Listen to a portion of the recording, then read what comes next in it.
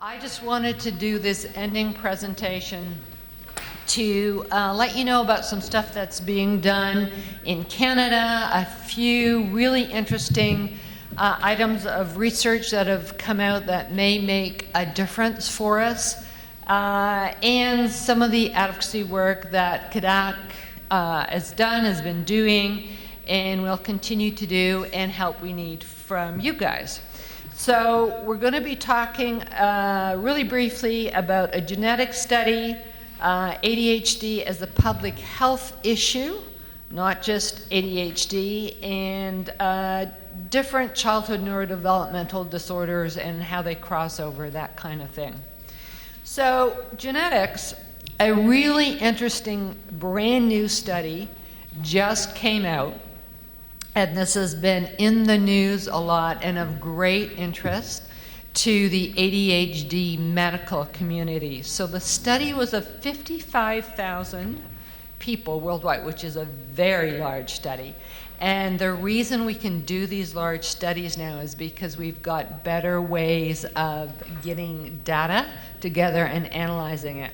So this study was worldwide, so there's a great list of researchers that contributed to the study, but they found 12 genetic regions and 10 specific genes that seem to play a role in the development of ADHD and possibly coexisting conditions. So some of the genes influence how brain cells communicate with each other, and others are important for such things as language and learning, which is again really important. So why should we care about this? So up until now, we've had a real issue with genetic research around not just ADHD, but also autism, Tourette's, various disorders that cross over. So Rosemary Tannick, who I frequently talk about, who's a well-known, world-renowned researcher in ADHD learning, has said it's been a real shift in researchers' minds, because they always used to think if they just found the specific gene for ADHD or genes and the specific gene for autism, they'd have it made. And they'd be able to figure things out and what causes it and what they can do about it. The deeper they got into this research, though, they were finding there was so much crossover in the different disorders that they never thought they would make progress in this. This study actually has made a big difference because it was so large and across the world that they were able to actually find significant genes that led to ADHD. But I was just at the caddac conference a couple of weeks ago, and apparently this is the tip of the iceberg. So the medical researchers say this is really, really great and groundbreaking, but give us another 10 years and we'll have all of the genes done. So, but why is that important, this important to us? So it basically allows us to say and point to all those naysayers that ADHD is a true biological genetic basis. It has this basis. So we always used to know it was heritable, it ran in families, there was a genetic base, but now we actually have these genes to prove it. One of the other groundbreaking studies that came out that actually shocked the researchers who did it was a study by Russell Barkley that came out in December of 2018. So it was a study actually looking at the long-term healthy life and life expectancy of people with ADHD. So what it found was when ADHD occurs in childhood, we have 10-year reduction in healthy life expectancy and over 8 years of reduction of total life. And then when it persists into adulthood, the numbers only go up. So what's interesting about this, one, it was very shocking to Dr. Berkeley. I spoke to him and he said, we expected some, but he said, by no means did we expect the numbers to be this high.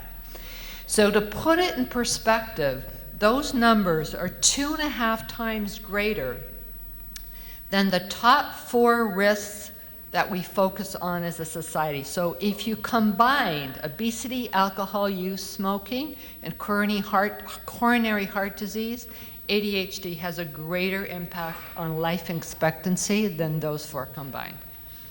So that is really, really impactful. So why is this? So it's due to the increase of coexisting mental health disorders, more obesity, more type 2 diabetes, more smoking, more alcohol use, poor diet, poor sleep, limited exercise, more car accidents, more, and your mind can go on to et cetera, et cetera, et cetera, right? I don't need to list them all. And why is that? Because people with ADHD have more issues with self-regulation, which causes more issues with self-care, more impulsivity, and higher risk behavior. So Russ Barkley, when he presents this, and he presents it a lot to medical professionals, he says the big message out of the study is that ADHD is not just a mental health issue or a neurodevelopmental disorder, it is actually a very large public health issue. And his message to the docs is that when you have someone sitting in front of you that has very serious health issues and they can't maintain an exercise regime, they can't quit smoking, they can't change their diet, they're struggling to self-regulate these things to improve their health, assess them for ADHD. Because we know that untreated, unassessed, undiagnosed, and untreated ADHD will make it very, very difficult for people to be able to make healthy life choices, live a healthier life, that type of thing. I remember years ago, I was running an adult study with Dr. Umesh Jan, and one of the women I was working with had celiac disease. And surprising to us, after the 6-month, or I think it was actually 12-month trial, she came back and she said, you know what? My celiac disease is so much improved. I sat with her and I said, tell me why, what's changed? And she said, well, my impulsivity is decreased. She said, I now can walk past a McDonald's or past something else and not go, oh, what the heck is you know, one burger gonna be, or whatever.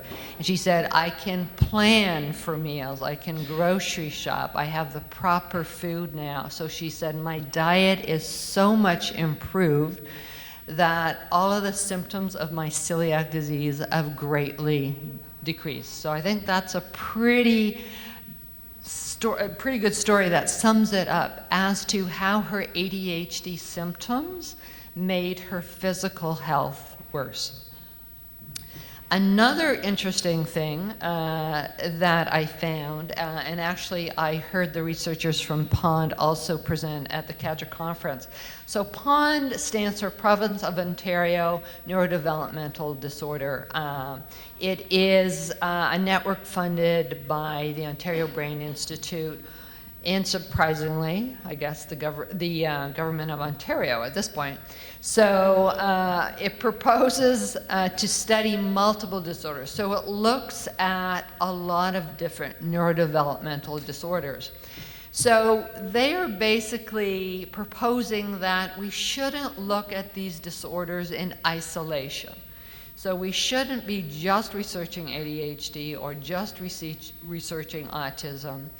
So, and their basis for this is they say that when you look at these neurodevelopmental disorders, their presentations can be very varied, which is something I present a lot in my talks to parents and teachers, is that one child with ADHD can look totally different than another child with ADHD. An adult with ADHD can present and have impairments totally different from another adult with ADHD. Although we know there's core symptoms and different lists of impairments, People with ADHD don't come out of cookie cutters, right? Or any of the other neurodevelopmental disorders.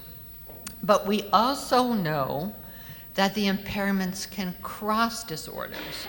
So years ago, Dr. Martin Kutcher wrote a book called Kids in the Syndrome Mix, where he's looking at a lot of different disorders. It's a great book if you're into, it's an easy read too. But we know with these kids, and why he called it a syndrome mix, is we very often have kids with ADHD that we call Asperger. We actually don't use that term anymore, but you know what I mean. So they have some of the autistic symptoms, but not to a level where we would diagnose autism. But we know there's something there. The vast majority of kids with autism also have ADHD. The vast majority of kids with Tourette's syndrome also have ADHD. A lot of kids with ADHD, although we may not diagnose Tourette's, have some issues with tic disorder. So we know that the symptoms cross, even though we don't have multiple diagnoses. And when we're looking at therapies for these kids, we know that some of the therapies show promise in some of the kids with a specific neurodevelopmental disorder, but not others. So why is that? So why is it that we can't find the therapy that works for all kids with ADHD, right? So they're basically, the way they're tackling this now is they say they need to figure out what's shared and what's distinct. So an example of one of their recent studies is when children with OCD, autism, and ADHD were studied together, and it was found that kids with ADHD also had impairment in reading emotional expressions on people's faces. And previously that was thought to be just an autism trait.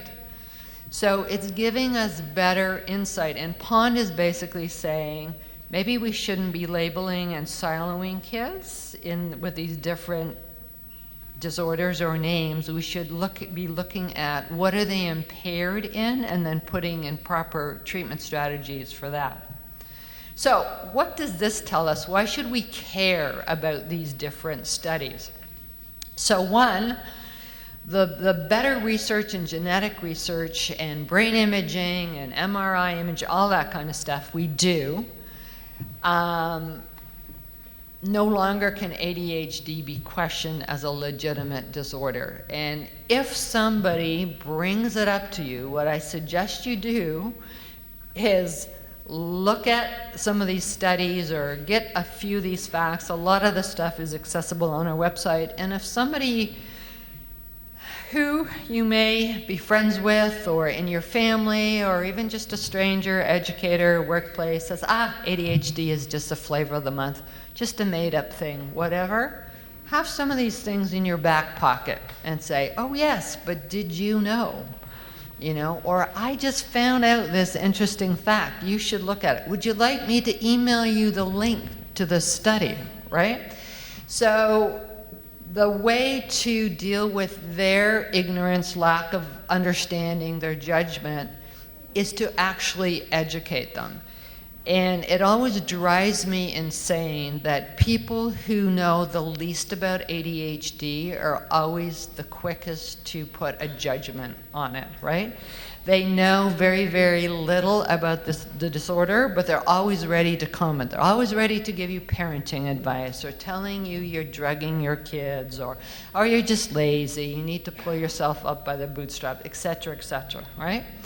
Okay, so what it also tells us is ADHD has significant impact on life expectancy, and that our government should be taking notice of this.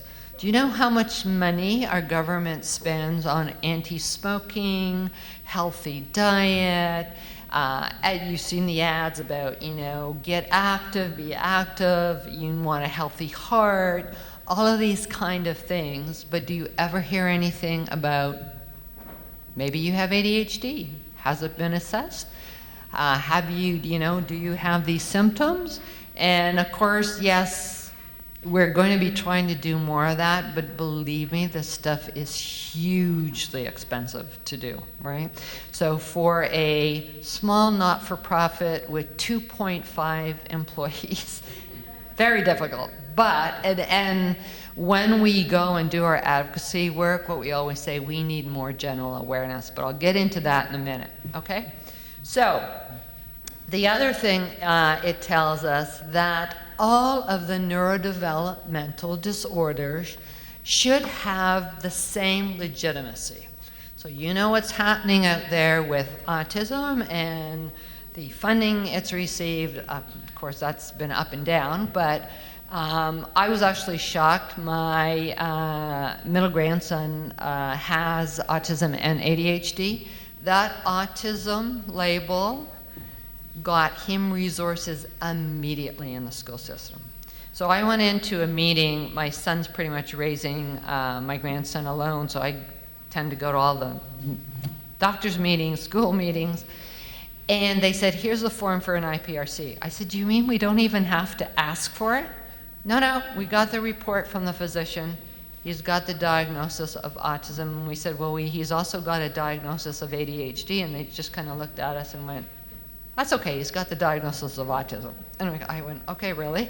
So, I mean, everything flowed from that. And we have been fighting with the Ministry of Education in Ontario for close to 20 years on this. So it tells us if these disorders cross over so much in their impairments and their impact on learning, why are our governments not putting in the same interest and resources into ADHD?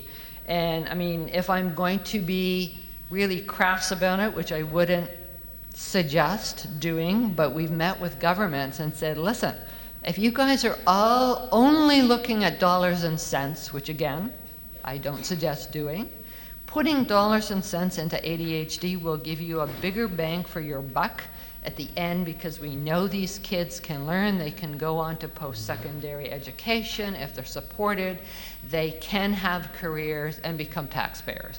So if you're just going to look at it that way, and believe me, sometimes you've got to talk to government like this because it's the only thing they see, really, you know, it's worth putting your money into it. So why has this all happen around ADHD? So it's less of a visual disorder. So when I talk to teachers, I say to them, you only understand ADHD from the outside in. You understand what you see that kid doing in your class, how annoying they are, they're not getting their work done, they're being disruptive, they're not bringing in their permission slip, et cetera, You can't see inside that kid's head how much they're struggling to do what you're asking them to do. But what's even sadder, that kid with ADHD can't trade brains with the other student in the class for a day to have the realization to say, wow, it's so much easier for you. It's not that hard for you. So they can stop buying into all of those negative messages they get and all that stigma about they're not trying hard enough, they're lazy, they're not that smart. I'm sure you've heard them all, right? So again, we have this perception problem with ADHD. People see the behavior, and unfortunately some of the behavior or they're struggling in school and all that is misinterpreted, right? There's been a great history of questioning the validity of ADHD. If any of you are interested in looking back in the history, it goes back decades of the Church of Scientology suing Chad and the psychiatrists in the States and pharma about drugging ADHD and ADHD not being real, but that perpetuated in media for probably the next 10 to 15 years constantly. And they always used to interview the psychologist from the Church of Scientology saying, I don't know, it's a made-up disorder, with the medical professionals that said, no, we have research. So they always used to battle it out, same kind of as we used to have in the past with climate change, right? That you'd have these two experts battling it out, so the public would say, well, there's no proof. It's not real, right? We don't. So that, unfortunately, is still around, and I still get it from media occasionally, but we're getting better, okay? There's no perceived urgency of treatment. Years ago, somebody said to me, why is it that there is no national organization doing any education awareness or advocacy work for ADHD? At the time, I was running a group in the Northern Toronto area, York Region area for support groups, and we were the largest group around, so I ended up in this teleconference with about 20 medical professionals, which got me thinking about why, and I thought, well, one, in that scenario, but the apple doesn't fall far from the tree. Well, to get these organizations started, you need a lot of volunteers and a lot of volunteer work. Parents of kids with ADHD typically have ADHD, and they're dealing with a lot of stressful family life. They don't have a whole lot of time to volunteer, and also organization is not a strong suit, right? The other thing is if you have a child with autism, the rule of thumb is get that treatment in ASAP. The younger, the better. The more intense, the better. With ADHD, these kids bump along for a lot of years. Is it ADHD? Isn't it ADHD? They're just a boy, they're young. Well, we'll just sit on it, wait. Oh, the psychologist doesn't really want to put a label on it yet. We'll see what happens next year. Very often we get these kids when they're in grade 3, grade 7, high school, and well, we always knew there was something, but okay, now it's crisis time, right? You don't get that as much with some of the other disorders. And there's basically been a lack of a large scale of advocacy for over decades. So hence, when I was challenged this, why ADHD was started. So let's talk a little bit about caddac. So we founded it in 2004 and incorporated nationally in 2006 because people basically challenged me and said, why is there no national organization?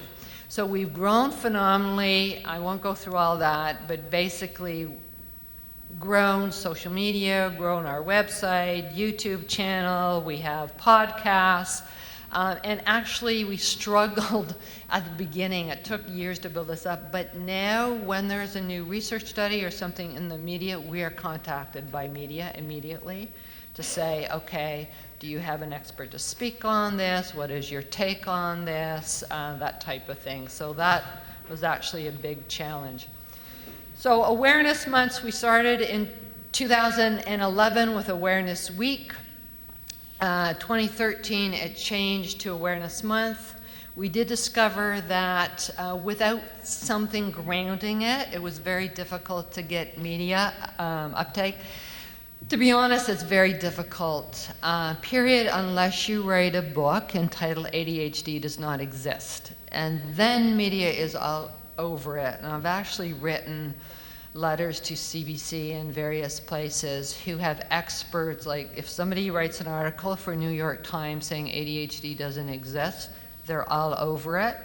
And then they had this person on with 2 US experts. I wrote them a letter and said, you know guys, you are CBC, you know, Canadian Broadcasting Corporation. Why, okay, if you've got this guy, why do you not have renowned Canadian ADHD experts on to rebuttal this? And I said, I know you didn't even look because you didn't contact caddac or caddac to talk to somebody. So it was pretty blatant, but very often I don't get replies to these kind of things, right? So hence, but I have written a lot of letters to the editor that have been published. So very often, so in 2013, we wrote a paper on the socioeconomic costs of ADHD. We did an audio news release with Rick Green. And it was the first month a school board actually did an ADHD Awareness Month campaign. That was Durham Public Board, actually. 2014, we focused on adult ADHD. 2015, we published a paper on the post-secondary environment. And the reason we did that was we were getting a lot of feedback from parents and students in post-secondary that all of these schools were demanding psychoed assessments. These kids, which most of you know are about $3,000 to $3,500. Rosemary Tannick and I wrote this paper together. So everything we put out, by the way, is totally backed in medical research. It's all cited, sometimes 2 pages of citations on a 3 or 4 page policy paper. But basically, what they were doing is medically incorrect. It was basically in conflict with human rights. So I don't know if you know this, but psychoeducational testing was never designed to quantify ADHD impairments. It was designed for learning disabilities and brain trauma. Now, I'm not saying, especially if the child looks like they may have an LD as well, that it cannot be beneficial. But these schools were basically saying you must have a psychoed assessment. And by the way, if you can't pay, we will help, but they were also getting funding from the government to help pay for it for the clinic. But they were then saying, oh yes, but if you don't score below average levels, which let me tell you is below 5 or 6%, so it's very low, you do not qualify for accommodation. So they were using the wrong medical tool to test ADHD impairments, and then they were using it against these kids to disqualify them. So we wrote this paper. We developed a tool for physicians because we did agree with the schools that, a scribbled note from a physician on a prescription pad that basically said this kid has ADHD, now give them what they need, was not sufficient. The physicians had to step up. We published this, and I just reviewed everything because I presented at CADRA a couple of weeks ago. I went back to the 50 schools across Canada, the vast majority who were asking for psych ed assessments in 2015, and there was only 1 school that I found that either had not changed what they required or had not promised me that they would update their website immediately to say a physician's report was totally sufficient, and if they didn't have enough information, they would send them to our website. By the way, that school was Ryerson, and I gave them warning I would let people know that. So we'll see what happens with them. But huge change in 4 years on that. So it does pay. And we actually ended up on CBC The Current with myself, Rosemary Tannick, and somebody from Queens who was actually driving all this psych ed assessment. So again, it's worth it if we can do that work. 2016, we did a justice paper. 2017 educational policy paper. So again, and then you know all about the ADHD Speaks campaign, which we've done the last 2 years in our animated videos. I'll be really quick because I know it's late. So we've done a lot of general advocacy on our social economic paper. It goes to all ministries provincially and federally across Canada. Some of our papers we send out to all MPs, MPPs. We've actually used that paper so often when we go to meet with ministries. That's great. And we've been to several provinces, and when we go in, we usually do face-to-face meetings with 5 or 6 of the ministries.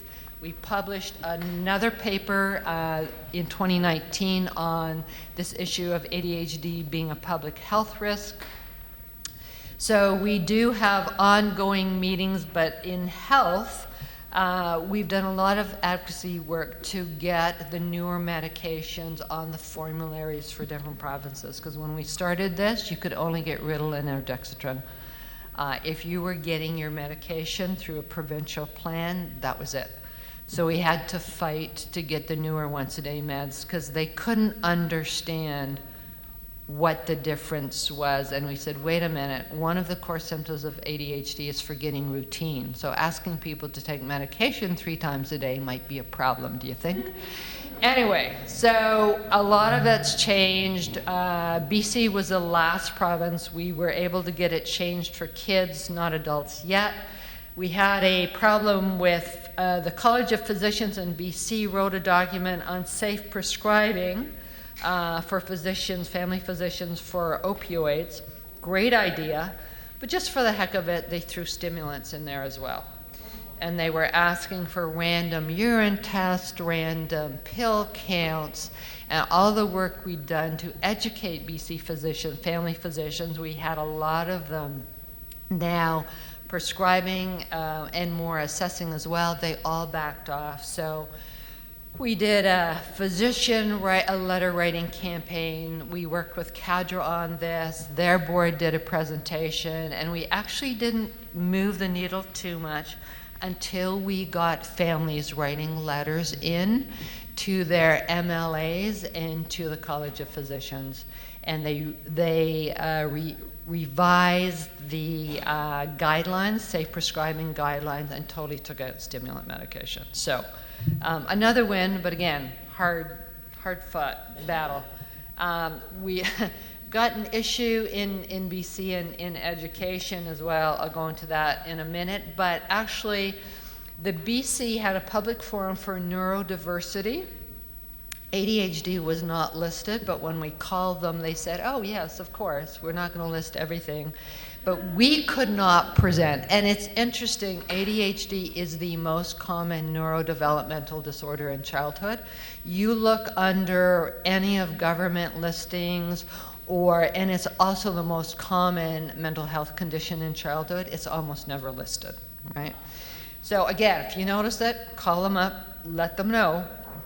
So anyway, they had these public forums, and we actually got a bunch of parents to go to do live presentations or write papers, and we actually got the recording, and to see this Senate committee to say, wow, we didn't know kids with ADHD weren't getting resources in school systems, and we're like, oh my God, this has been a major issue for 2 decades, but totally oblivious.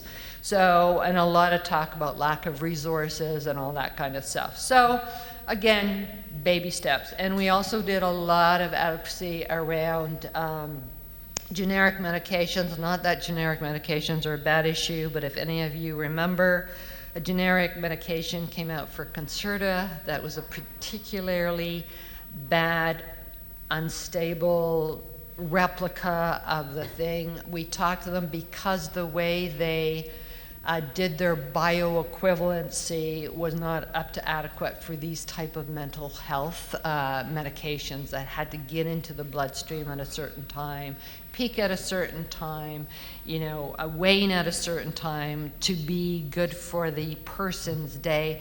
A little different than an antibiotic, right? That they were using the same type of thing. So Health Canada has now changed that as well. Education, we've done 3 policy papers. We did a report card looking at each province across Canada. All of this is on our website, by the way.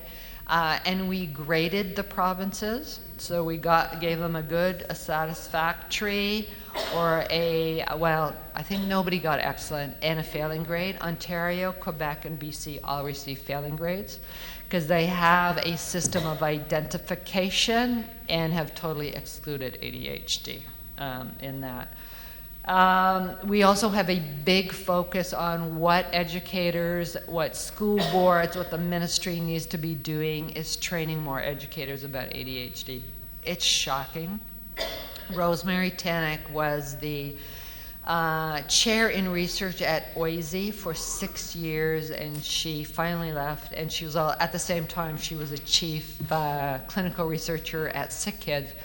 And she said, I finally gave up banging my head against a wall. She said, in all those years, I got them to put in half an hour to an hour of education for educators in ADHD. We do full day workshops of like 7 or 8 hours, and we feel we're just scratching the surface, right? So, again, we've met with a lot of provinces. Some provinces, numerous times, like Ontario. I'm talking numerous times. We've asked for a meeting with this government, have not received one yet. The only meeting I received with this Ontario government was a meeting with the Ministry of Corrections. Interesting. So, Okay, so BC with education. So they've been like on Ontario, they had a system where they had to actually identify kids under categories. ADHD was not under a category. We were assured that in 2015 they did new guidelines for categories. ADHD was going to be a category. They then changed governments, who reviewed everything, looked at everything again, and are looking at making everything just an inclusive system, or a system of inclusion without categories. And I contacted them and they said, you know, submit a paper to us, which I did, where I basically said, okay, you're moving to a system where you identified kids with recognized disorders that would impact their learning. You've always excluded ADHD. You're now moving to a system of inclusion. What are you going to do to change the minds of educators that you have told them for years ADHD is not important enough for you to identify these kids? Now you're expecting all of these educators to say, well, of course ADHD is. I said, no, you've got to put in the effort to train them, to change that thinking pattern. So we'll see. Justice, a third of prisoners in our jail systems have, at least a third, have undiagnosed ADHD. And we're still not screening, assessing, and diagnosing across the country, although we have research that shows when we treat, recidivism goes down significantly. So again, papers, we've had lots of face-to-face meetings. The federal government has put some of this in place, but again, slow process. We've sent this all out to law societies, legal aid. We've met with the federal government as well. And we've developed an information booklet on this. And ADHD in the workplace, I know a lot of you here are adults with ADHD, still a continuing battle, lack of recognition. Our biggest issue is we do not have a human rights case that has actually gone to court today. Human Rights Commission and those are actually being charged with a violation fight very, very, very hard to keep it in mediation. Why? Because when it's kept in mediation, doesn't go to trial, there's no precedent-setting case, we can't talk about it, and it doesn't come out in the media. So I was even actually involved in helping a family with a human rights case, but you won't believe the paperwork you have to sign to secrecy on this stuff. And of course, it never came out, you know, in the media, because everybody tries to have it settle in mediation, and you wouldn't believe how difficult they make it for families or individuals who put in these claims. So obviously we need more training for employers on this. So, promise I'm almost done. So, what's hampering our efforts? So, and I did allude to this yesterday morning at the beginning. So the ministries we meet with are saying, okay, we see your papers, we see they're all backed by research, you're making very important points, we agree with you, we need more resources and stuff in this, but we don't make the decisions, we're the bureaucrats. It's the politicians who give us our marching orders. We can give them a report and we can present it to them, but we don't make decisions on this.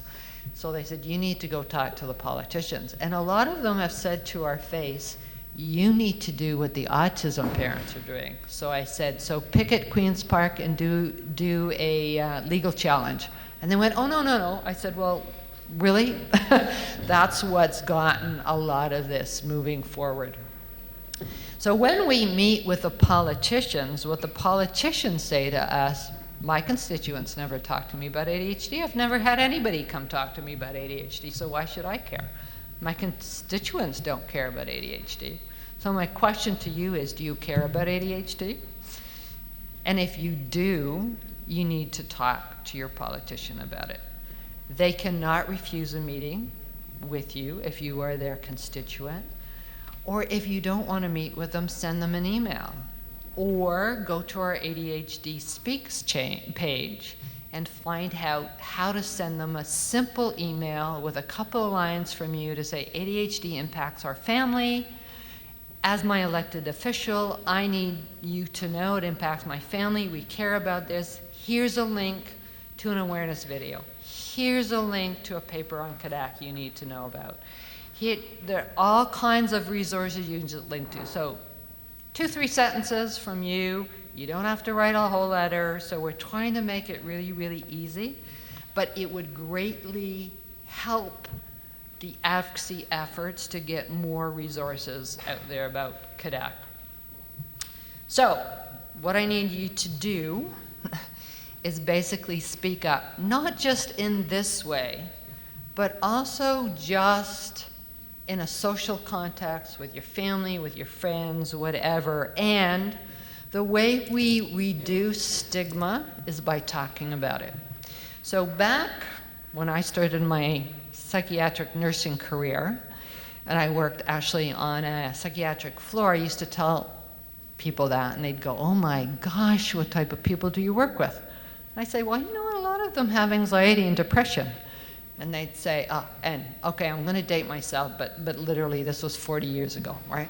So they said, no, we all have those days. We don't feel like getting out of bed, but you just pull yourself up by the bootstraps and you get on with it, right?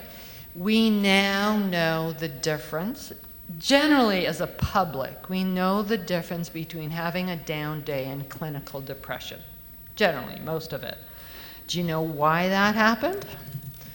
A pharmaceutical company by the name of Eli Lilly developed Prozac and spent, I have no idea how much money, but I know it for sure, it's millions, if not billions, of dollars educating the public about what depression is. Obviously not out of the goodness of their hearts. There was a reason for this, but it was a win-win, right? So at least we have that education out there. When I talk to people about adult ADHD, and I'm sure lots of you as adults with ADHD hear this, so what? Yeah, I have times I can't focus and pay attention. Yeah, so what? It's just a flavor of the month. You just need to get on with it. Try harder, work harder. All of those things I used to hear about depression, I still hear about ADHD through the entire lifespan. So for kids, adolescents, and adults, it's still there. We haven't got there yet. But the only way to get there is start talking about it. So instead of, if you're a parent of a kid with ADHD, instead of not telling your extended family, say, yeah, my kid has ADHD and I'm a damn good parent. I've gone to parenting classes. I probably work 10 times harder than you as a parent, right? And my kid's a great kid, although she may have some challenges. But hey, it's a real thing, it's a neurodevelopmental disorder, and I'm a damn good parent, right? So you slowly change people's perspective. If we all hide, don't talk about it, buy into the stigma, let all of these annoying magazine articles and newspaper articles about ADHD not being real and overdiagnosed. And by the way, in Canada, we're still underdiagnosing and undertreating ADHD in kids, but way, so in adults. So please speak out about ADHD. Don't be shy. We've got tons of resources. They say to parents, there's fact sheets, there's videos, there's everything. If you've got someone who needs to learn about ADHD, whether it's your kid's school principal, your doctor, the neighbor down the street, your mother-in-law, whoever, send them some of this stuff, educate them, and you know what? I'm actually interested. I'm also willing to talk to them as well, although please don't 100 people send me emails to talk to your mother-in-law. So I'll stop there, and thanks very, very much for coming out for the conference, and hopefully you'll be more knowledgeable, more encouraged, and know that there's a ADHD community that supports you. Thanks very much.